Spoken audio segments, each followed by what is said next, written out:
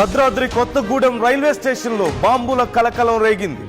Platform పైనే భారీ శబ్దంతో బాంబు పేలినట్లుగా తెలుస్తోంది. ఈ నేపథ్యంలో అక్కడికక్కడే ఒక వీధి కుక్క ప్రాణాలు కోల్పోయింది. ప్లాట్ఫామ్ పై నల్లని 2 సంచులు వదిలి వెళ్లారు ఒక గుర్తు తెలియని వ్యక్తి.